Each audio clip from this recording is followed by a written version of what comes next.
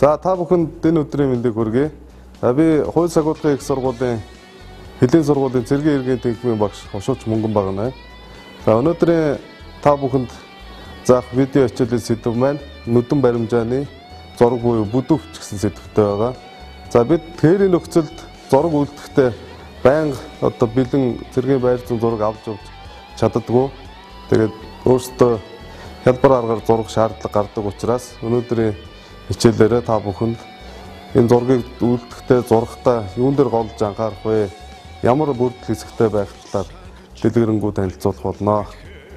За сэдэв бүдүүвч нүдэн баримжааны зураг гэв. За сая би дэлгэрэнгүй агуулгын талаар тайлбарласан байгаа. За бидний аль бүр ажиллагаанд ашигладаг зураг маань цэргийн байр зүйтэй холбоотой байдаг. За цэргийн байр зүүн шинжлэх ухаан бол дэлхийн газрын гадаргуу бүхэлдэн дүрсэлж үзүүлдэг шинжлэх ухаан байгаа. За газрын гадаргуу эсгүүдээ аваад үзвэл 3 үндсэн бүлэг хэсгээс бүрдэж байгаа. За нэгдүгээр тэгш бус хэлбэр дүрс, гүдгэр хотгор тэгш. За уул нуруу, дов толгод, за хотгор хэсэг маань нам дор газрууд, за тэгш хэсэг маань тал газрууд, мөн далайн гадаргуу бүхэлдээ тэгшээр тэмдэглэгддэг байгаа. За байгалийн бодит зүйлсэд хүний гараар бүтээгүй байгалаас үүсэж бий болсон тэр объектууд орж байгаамаа. За үүнд мод, хат чулуу, гол мөрөн, нуур гэх мэт орно. За орон нутгийн бодит зүйлс. Орон нутгийн бодит зүйлс дандаа хүний гараар бүтсэн объектууд орж байгаа. Хот суурин газрууд, за зам гүүр, далан ухаац гэх мэттэй. За эдгээр 3 үндсэн зүйлийг цэргийн байр зүүн шинжлэх ухаан маань тодорхой математикийн аргаар гэж байна. Яг заасан хэмжээсийн дагуу жижигрүүлж хавтгай дээр дүрсэлж харуулдаг ийм шинжлэх ухаан байгаамаа. За дэлхийн гадаргуу бүхэлд нь цаасан дээр хуулж, зурж буулгах ямар ч боломж байхгүй. Энэ маш их хөдөлмөр шаардсан асуудал болох юм. За ийм учраас байр зүүн зургийг үүсгэхдээ дэлхийн гадаргууг тодорхой хэмжээсийн зургуудад хувааж жижиг хуудсууд болгож ашигладаг байгаа. За ингээд үүссэн зураг маань 3 төрөлд хуваагдаж байгаа. За нэгдүгээрт нь газар зүүн зураг. Газар зүүн зураг бол үзүүлэх агуулгынхаа хувьд илүү том твээр нь эсвэл дэлхийн гадаргыг бүхэлд нь үзүүлсэн тийм зургууд байж болно. За цэргийн байр зүүн зураг.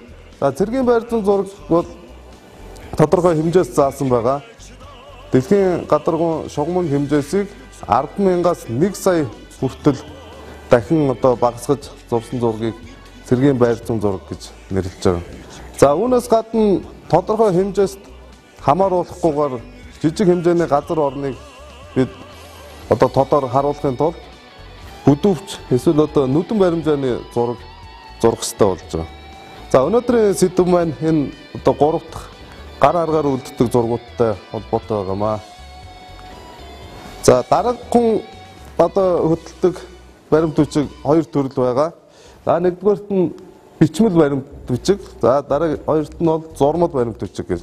За энэ слайдн дээр зааснаар бол бичмэл баримт бичигт тушаал захирамж, үүрэг гэх мэт үсгээр тэмдэглэж бидний үүрэгдэг баримт бичгүүд. За үүнээс гадна тодорхой зургаар үзүүлдэг баримт бичгүүд байгаа. Даргын ажлын зураг, урьдчилсан ажиллагааны төлөвлөгөө, за мөн тодорхой бүдүүвчүүд байж болно. За газрын зураг цэргийн байр зүүн зургийг үүсгэхдээ тодорхой хууль зүйн дагуу үүсгэнэ. За уртраг өргөргийн дагуу жигд байдлаар хуваагаад гаргаж ирсэн зургууд байгаа. За энд бол дэлхийн бөмбөрцгийг тэр чигт нь хуваасан хуваалга байна. За энэ дээр бол хуваалгын сетгийг дэлгэрэнгүй байдлаар дугаарж харуулсан. За ийм байдлаар хувааж явах юм аа. За энэ зураг дээрээс хэдүүл Монгол улсын газар нутаг хэдэн ширхэг зурагт багтаж ордгийг дэлгэрэнгүй харах боломжтой.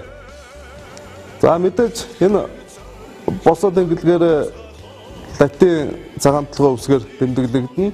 Харин цагийн зүүнний эсрэг 1-ээс 60 хүртэл дугаараар явах юм. За Монгол орныг харуул Эм-ийн 46, 47, 48, 49, 50. За Л-ийн 46, 47, 48, 49, 50. За К-гаас бол 3 зураг орж байна. 47, 48, 49 гээд. За ийм байдлаар Монгол улс маань яах нь 1 саяын зургаар багтаж харагдах юм байна. За зэргийн байр зүйд ашигладаг зургуудыг ерөнхийд нь англиар харуулбал энэ үснэгтэнд дэлгэрэнгүй тусгасан байгаа. За газар зүүн зураг. За энэ агуулгынхаа хувьд маш их зүйлийг агуулж жижигээр харуулдаг. За чухал шаардлагатай салбараараа хувааж авч болно. За 1 см-т 1 сая буюу түүнээс дээш гэсэн үг. За энэ хэмжээс дээр тайлбар хийх юм бол энэ нэгийн тоо байгаа. Энэ нэгийн тоо бол зураг дээр байгаа 1 см гэсэн үг. За энэ харьцах нь 1 сая гэдэг маань 1 см-ыг зураад газар дээрээ харьцуулаад үзвэл 1 сая см гэсэн үг. За зураг дээр 1 см маань газар дээрээ 10 км-тэй тэнцэнэ гэсэн үг. За үүнээс дээш байж болно 10, 15, 20. За дараагийн үндсэн гол зураг маань байр зүүн зураг. За энэ байр зүүн зураг маань нэгийг харьцах 1 сая, нэгийг харьцах 500 мянга, нэгийг харьцах 200 мянга, нэгийг харьцах 100 мянга, нэгийг харьцах 50 мянга, нэгийг харьцах 25, нэгийг харьцах нь 10 мянга гэсэн юм 7 төрлийн зураг байгаа. За энэ зургийг бол хэвлээд уг нь албанд их түгээмэл ашигладаг зургууд байгаа. За манай одоо зургийн хүрэлцээ бас байгууллагуудад хангалтгүй байдаг учраас бидний өнөөдрийн дэлгэрэнгүй үзэх гээд байгаа. Тий. За энэ байр зүүн төлөвлөлт буюу бүдүүн өвч гэдэг зургийг маш их ашигладаг. За үзүүлэх чадвараараа одоо газар орныг дэлгэрэнгүй харуулдаг учраас ихэнх байгууллагуудад 200 мянганаас одоо нэгийг харьц 10 мянганы зураг бол нууцын зэрэгэлтэй, хадгалттай маш их хяналт тавигддаг учраас төдийлөн хээр гадаа авч яваад байх одоо тийм боломж байдгүй. За ийм учраас одоо энэ 3 дахь төрөл буюу цэргийн байр зүүн төлөвлөлт бүдүүн өвчтөр бол тогтож ярих юм аа. За энэ зургийн гол шаардлага маань юу вэ гэхээр нэгийг харьцах нь 10 мянга. За энэ 10 мянган сантиметр бид метр шилжүүлвэл 1 см 100 м багтана гэсэн үг. За энэ хялбар зураглалын талаар одоо сонирхож үзнэ. За энэ газар зүүн зураг байгаа. Газар зүүн зургийг төдийлөн ашиглаад байдгүй шалтгаан маань юу вэ гэхээр бид одоо Монгол улсын нэг аймгийн одоо тодорхой сумд гарсан галт төмрийн голын зураг дүрслэх боломжгүй. Хэрвээ энд одоо дүрслийг бол маш жижиг хэмжээсээр ойлгомжгүй бичиглэл хийсэн ч гэсэн одоо бид томруулдаг шилээр харддаг юм уу? Ийм одоо боломж байгаа учраас үүнийг бол төдийлөн ашигладаг. За цэргийн байр зүүн зургийн хувьд бол маш тодорхой өндөр наривчлалтайгаар за энд 2 зураг харуулсан байгаа. Харуулдаг учраас энэ зураг дээр энэ ажиллагаагаа тэмдэглэвэл одоо маш үр дүнтэй, маш нарийн одоо дэлгэрэнгүй байдлаар харагдах боломжтой. За өмнө хэлсэн одоо хэвлэлт, нууцтай холбоотой асуудлаас болоод энэ зургуудыг төдийлөн ашиглах боломжгүй байгаа. За үүнээс үүдээд бид ийм хялбар зураглалыг үлдэж байгаа. За энэ зураг дээрээс бол дэлгэрэнгүй харахад тодорхой цэгээс энэ газар орныг судлаад одоо байршлыг бол тодорхойлсон юм зураглал үлдсэн байгаа. Маш хялбараар. За томьёолсон тэмдгүүдээ бид маш их харах хэрэгтэй. За энэ өндөрлөг байна. За энэ хос мод. За орон сууцны байр байна. За энд одоо эвдэрхий хан. За энд одоо амбар. За энд одоо төгөл ой. За гэх мэтээр бид ойлгомжтойгоор тэмдэглэх боломжтой байгаа. За нүдэн баримжааны зургийг үйлдэх 2 төрлийн арга байгаа. За энэ слайдн дээр харуулсан байгаа. За нэгдүгээрт нь цэргийн байр зүүн зургаас харж зурах. Үнэхээр одоо боломж олдоод хэвлэмэл зураг аваа явсан тохиолдолд бид газар орон дээр харахад бол дэлгэрэнгүй тусгана гэсэн үг. За тэндээс хараад ноорог маяг байдлаар дуурамд зураг үлдэж болно. За хэрвээ үнэхээр ийм боломж байхгүй бол хоёр дахь арга буюу газар орны туршуул хийж баримжаагаар зурна. За энэ зураглалыг үйлдэхийн тулд бас туршлага хэрэгтэй. За үүнийг өндөрлөг газар ихэж гараад тэгээ газар орны онцлог объект одоо биетүүдийг судлах хэрэгтэй. Хаана юу байрлаж байна, хоорондын харьцаа гэх байдлаар судалнаа. За эдгээрийг судалж үзсний үндсэн дээр баримжаагаар зурна. Ойролцоогоор. Хоорондын зай хэмжээ одоо яг таарах албагүй. Гэхдээ та хэд яах нь баримжаагаар энэ зургийнхаа хэмжээсийг тогтоож гаргана гэсэн үг. За зураг зурхын тулд бид тодорхой бэлтгэлийг одоо байн хангасан байх хэрэгтэй. За цэргийн газарт бол офицер цүнх гэж бид ашигладаг. За энэ цүнхэн дотор бол байх ёстой бүх хэрэгэл маань энэ зургийг зурхад зориулагдсан байгаа. За эдгээрээс хэдүүд харуул. За мэдээж луужин байх ёстой. Офицер шугам, өнгийн харандаа, балын харандаа, баллуур, цэвэр цаас, цавуу, хайж, хатуу биет. За энэ хатуу биетийг яагаад оруулсан бэ гэхээр хээрийн нөхцөл бид зурхад одоо чанга дарсан тохиолдолд цаас маань урагдаж соорох. За зарим тохиолдолд номраад үрчигээд зураг маань дали мөрийн зурагт учраас фанераар бэлдсэн одоо тусгай хатуу биет байвал зурхад илүү хялбар болно. За энэ зургийг зурхтаа бид тусгайлан тогтоосон томьёосон тэмдгүүдийг ашигладаг байгаа. За энэ байр зүүн томьёолсон болон алба байралдааны таних тэмдэг гэсэн энэ гарын явдлага байгаа. За энэ гарын явдлагт Монгол улсын одоо томьёосон тэмдэг ашигладаг бүх байгууллагын томьёосон тэмдгийг багтаасан байгаа. За эдгээрээс одоо бид зурхын тулд заавал одоо энэ офицер шугамыг авч ашиглах шаардлагатай болчиход байна. За иймэрхүү байдлаар харагдана. За бэлтгэлээ хангасан тохиолдолд одоо зурах боломж илүү хялбар болно гэсэн. За бид цэргийн байр зүүн одоо хялбар зурагт бүдүүвч нүдэн баримжааны зургийг үлдэхдээ дараах одоо зүйлсийг заавал тусгасан байх ёстой. За үүнд бүдүүвчийн нэр байх ёстой. За ямар ажиллагаа явагдаж энэ бүдүүвчийг зурж байгаа юм бэ гэдэг нэрээ дэлгэрэнгүй байдлаар өгнө. За жишээ нь Монгол улсын одоо Дорнод аймгийн Баян улс суманд гарсан төмрийг унтраах ажиллагааны зураг гэх юм уу. За би бас буруу нэрлэж магадгүй шүү. Ойролцоо.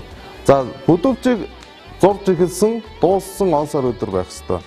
Хизээ энэ зургийг зурж эхэлсэн, за хэдэн сарын хэдний өдөр дууссан гэдгийг албан ёсоор зурагтаа тусгана. За ертөнцийн зүгийг заасан тэмдэглэгээ хийх ёстой. За энэ тэмдэглэгийг заавал хийх ёстой. Зургийн маань үйл ажиллагаа хаашаа харж одоо ямар зүг чигт одоо чиглэсэн гэдгийг тодорхой мэдхийн тулд. За хэмжээсийн тор. За хэмжээсийн тор бол тухайн одоо ажиллагаа явагдаж байгаа газар орны одоо хэмжээг ойролцоогоор авах зорилгоор татдаг ийм тор байгаа. За бүдүүвчийн хүрээ болон координатын хуваалга гэнэ. За энэ слайдыг бүдүүвч гэж бодоход яг нь хүрээтэй байх ёстой заавал. За мөн энэ маань координатад хуваагдсан байх ёстой. За дараагийн гол шаардлага маань юу гэвэл баримжаалах тулгуур цэгүүд. За тухайн газарт байгаа одоо хамгийн содон баримжаа болгоод авчгаар тийм цэгүүдээр авах ёстой байгаамаа. За цагийн байдлын дүрслэл.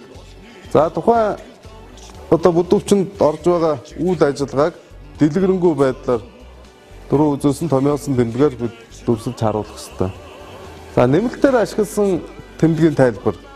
За энэ цэргийн байр зүүн томьёосон тэмдгүүд бусад одоо байгууллагуудын ашигладаг томьёосон тэмдэг тусгагдаагүй зүйлийг тэмдэглэх шаардлага гарвал та бүхэн өөрсдөө тусгай тэмдэглэгээр тэмдэглээд ард нь тайлбарыг хийх ёстой байна. За зургийн хэмжээс.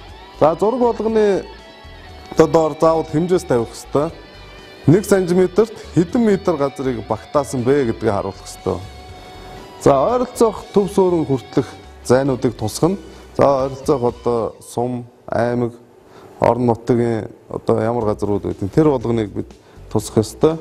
За бүдүүвчийн баталгаажуулалт. За энд бол бүдүүвчийг үйлдсэн албан тушаалтан хамгийн сүүлд гарын үсгээ зурж энэ бүдүүвчийг үнэн зөв болохыг одоо батлах ёстой байгаамаа. За энэ дээр би хил хамгаалах байгууллагад ашиглагддаг нүдэн баримжааны зургаас жишээ авсан байгаа. За энэ дээр сая тусгагдах ёстой зүйлсүүдийг эргэж харъя. За энэ бүдүүвчийн нэр нь одоо энэ тусгагдсан байна. Хэдийн 48 дугаар хорооны 2 дугаар сумгийн хэрлэлийн урьдчилсан ажиллагааны төлөвлөгөө. За гэх мэтээр одоо нэрийг тодорхой дэлгэрэнгүй өгөх ёстой. За үүн дээр квадратуудад хуваацсан километрийн тор байна. За энэ торыг бол одоо татах ёстой. Хоорондын харьцаа одоо тэнцүү байх ёстой. Одоо дөрвөлжин. За энэ маань 2 см-аар хийж болно. 3-аар 4-өөр гэх мэтээр нүд болгон яг адилхан хэмжээстэй байх ёстой зурсан тохиолдолд. За энийгээ тухайн одоо зурж оруулж байгаа цагийн байдлаас хамаарат бид одоо хуваах ёстой байгаамаа. За координатын хуваалга бол за босоо тэнглэгийн дагуу нэгээс эхлэн дугаарлана. За энэ бол 1-ээс 8 хүртэл дугаарласан байна. За хэвтэй тэнглэг дээд хэсэгт нь А, Б, В, Г гэх мэтээр одоо үсгийн дараалалаар дугаарлана. За энд нэг мөрддөг зарчим юу вэ гэхээр одоо Ё, хагас гэх мэт үсгүүдийг бол ашигладаг. Орхиод одоо тэмдэглэх хэрэгтэй байгаамаа. За энэ координатын тавтайг оруулж байгаа гол шалтгаан маань юу гэхээр бид энэ зургаа үлдээд тодорхой цэгийг баримжаалж авахын тулд одоо жишээ нь энд хянах пост энэ хянах постыг тэмдэглэхийн тулд бид хүрээнээс тэдэн сантиметр ч гэх юм уу тэгж ярих шаардлага байхгүй. 4-ийн Е-д байрлах хянах цэг гэх мэтээр одоо авахд маш хялбар болно гэсэн. За хамар даваа бичиглэл маань хэд байх нь 6-гийн Ж-д. За ийм байдлаар хийж байгаа. За дараагийн чухал зүйл маань энэ цагийн байдлын дүрслэл.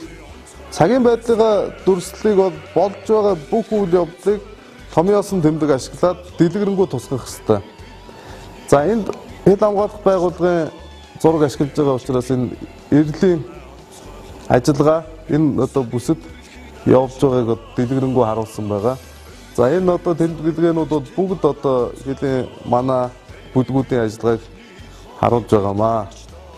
За түрүү заасан ойролцоох сумуудын талаар тэмдэглэгээ байх хэрэгтэй гэсэн. За энд одоо төмөрөн 26 км, тэшиг 30 км гэх мэтээр.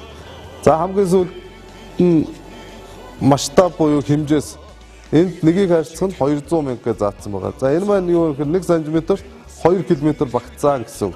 За энэ хэмжээсээс хараад бидэнд юу ойлгомжтой байна гэхээр энэ 2 см-аар зурагдсан байна. Ингээд энэ дөрвөлжин маань яг нэгтэл нь 2 км гэсэн. За ингээд энгийн байдлаар хэмжээс авъя гэвэл одоо амгалангаас энэ цэг хүртэл яг ойролцоогоор 2, 4, 6, за 7.5 км орчим. Гэх мэтээр одоо хэмжиж явахд маш хялбар байд юм аа. За мэдээж одоо баталгаажуулалт маань төлөвлөсөн, үйлдэлсэн тухайн одоо албан тушаалтан нэр цолоо тавиад гарын үсгээ зурж баталгаажуулна гэсэн. За альва үйл ажиллагаа явагдахад одоо маш их хүч хэрэгсэл оролцдог. За хүч гэдэгт маань одоо хүмүүс орно гэсэн үг. За офицерууд, ахлагч нар энгийн ажилчид байж болно. Эсвэл одоо орон нутгийн ард иргэд, бусад байгууллагаас, хил хамгаалах байгууллага, цагдаагийн албаагчид гэх мэтээр. За хэрэгсэл гэдэгт маань тухайн одоо ажиллагаанд ашиглаж байгаа техник, бусад одоо багжууд маань бүрээхээр орно гэсэн. За энийг одоо хэрхэн үйлдэх талаар энэ жишээн дээр харуулсан байгаа. За хүч хэрэгслийн тооцооны загвар гэж байгаа. За энэ загварчлаа үйлдэхдээ одоо 2 багны дагуу явах хэрэгтэй. За бүлэг хүч хэрэгсэл гэсэн. За энэ дээр хэдүүл түгээмэл одоо томилогддог би бүлгүүдийг авсан байгаа. За эхнийхт нь бол дансаар байх ёстой. Хүч хэрэгслээ хэмжих хэрэгтэй байна. За офицер 10, ахлагч 20, за орон нутгийн иргэд 40, хэлчид 20, за автомашин 7, радио станц 20 бусад гэдэг. За цаашаа хэрхэн үргэлжлүүлэхээ та хэд өөрсдөө шийднэ. Өөртөө байгаа хүч хэрэгслээс хамаарат. За хамгийн одоо чухал зүйл маань энэ бүлгүүдэд доош нь жагсаан давхар. За унтраах бүлэг 1 байж болно, 2 хэдч байж болно, 7, 8 ч байж болно. Тэр тохиолдолд заавал арын одоо дугаараар нь ялгаж өгөх хэрэгтэй байна. Энэ бүлгүүд маань тус тустай үйл ажиллагаа явуулж байгаа учраас энэ өснөгтөн дээр заавал тусдаа тэмдэглэгдэнэ. За цэвэрлэгээний бүлэг 1 байвал 1, 2 байвал 2. За 3 4-гээ үргэлжлүүл доош нь жагсаагаад явчихна гэсэн. За хамгийн бас анхаарах ёстой зүйл маань энэ дансаар байгаа оролцох ёстой хүч хэрэгслээ доош нь бүлгүүдтэй үнэн зөв хуваагаад одоо дэлгэрэнгүй тусах ёстой байна. За энд бол 10 офицерыг харуулсан байгаа. За унтраах бүлэг 1 2-т 3 3, цэвэрлэгээний бүлэгт 1, цэвэрлэгээний бүлэг 2-т 1. За ингээд үлдэж байгаа 2 офицер маань нөөцөнд байна гэсэн. Дараагийн ажиллагаанд ашиглахад бэлэн. За энэ зарчмаар одоо арга шаа бүгд явнаа гэсэн. За өснөгтөөс бол одоо харахад дэлгэрэнгүй ойлгомжтой байх болно. За нөөцийг одоо яагаад заавал ингэж тусад нь гаргах ёстой юм бэ гэхээр дараагийн бүлэг томилогдох эсвэл одоо цагийн байдал өөрчлөгдөөд шинээр томилогдох бүлгүүд маань хэн хэнийг одоо томилох боломжтой вэ гэдгээр харж болно гэсэн. За 2 офицер, 2 ахлагч, орон нутгийн иргэд 8 байна. Хилчин 2. За автомашин 1, радио станц 4 гэсэн. За автомашинтай бүлэг бол эндээс нэг л томилогдох боломжтой харагдаж байгаа. За бусд нь явгнаар томилвол одоо яаж хуваана вэ? Тухайн даргын шийдвэрээр одоо хийгдэх боломжтой байгаамаа. За бас нэг анхаарах зүйл юу вэ гэхээр үйл ажиллагаа урт хугацаанд сонжирч явагддаг. Одоо эдгээр үйл ажиллагааг яаж одоо нэг зурагт одоо тусад нь тусах боломжтой вэ гэхээр эхний үлдэж байгаа ажиллагаагаа бид нэг өнгөөр тэмдэглэх боломжтой. Зөвхөн одоо улаанаар. За хэрвээ дараагийн жишээ нь одоо гал унтраа, төмөр унтраасан тохиолдолд. За мэдээж радиус нь одоо 5 км-ийн радиустай байж болно. Маш том хэмжээний. За энэ одоо радиуст явагдаж байгаа үйл ажиллагааг зөвхөн улаанаар зурах боломжтой. Тэгээд хэсэг хугацааны дараа 2-3 цагийн дараа ч юм уу эсвэл хоногийн дараа хумигдсан тохиолдолд радиус маань 10-аас 3 болж багассан тохиолдолд тэр ажиллагааг төв хэсэгт нь яг ногооноор эсвэл одоо цэнхэрч байд юм уу та хэд өөрсдөө өнгөө сонгоод яг тухайн хумигдсан үеийн ажиллагааг дотор нь дахиж зурах боломжтой. За мэдээд дууссны нь одоо дахиад өөр өнгө сонгоод зурна. За гэх мэт нэг зураг дээр бол тодорхой үйл ажиллагааг яг үе шаттайгаар хүрээгээр нь бол харуулах боломжтой байгаамаа. За бид бэлтгэлээ хангахтаа шаардлагатай одоо бичгийн хэрэгслээ түрүү жагсааж үзүүлсэн байгаа. За үүнээс гадна урьдчилаад дарга нар маань энэ баланкийг бэлтэх боломжтой. За би энд бол одоо жишээгээр харуулсан байна. А4-ийн заасан дээр хөндлөнгөөр бэлтгэсэн зургийн загварыг оруулж байна. За энд бол ямар нэг үйл ажиллагаа бол харагдахгүй. За үүн дээр одоо шаардлагаараа дээрээс 2 см, доороос 2, за урдаас 3 см, араас 1 см-аар хүрээлэх ёстой. За тэгээд энэ дээр өмнөх одоо бүдүүвчин дээр тусгагдах ёстой зүйлсээ бүгдийг нь урьдчилаад тусгachна гэсэн үг. За энэ дээр нь нэрлэлбэрээ тавина. За ямар зорилгоор одоо үлдэж байгаа бүдүүвч вэ? Энийг хялбар байдлаар тавьчих боломжтой. За үүнээс гадна доор нь баталгаажуулалтаа үйлдсэн тэр тэгээд километрийн тоороо шаардлагатай бол энд одоо бүдгээр харагдаж байгаагаар ингээд бэлтчих ёстой. Тэгээд бид газар орон дээр очиод үйл ажиллагаа явагдсан тохиолдолд энэ дээр зөвхөн томьёосон тэмдгийн тусламжтайгаар цагийн байдлаа төв хэсэгт дэлгэрэнгүй тусгаад энэ бүдүүвч маань одоо маш хялбараар бүтчих боломжтой. За ийм бэлтгэсэн баланкуудыг урьдчилаад хийчих юм бол та бүхэнд одоо зураг үлдэхэд маш хялбар болно.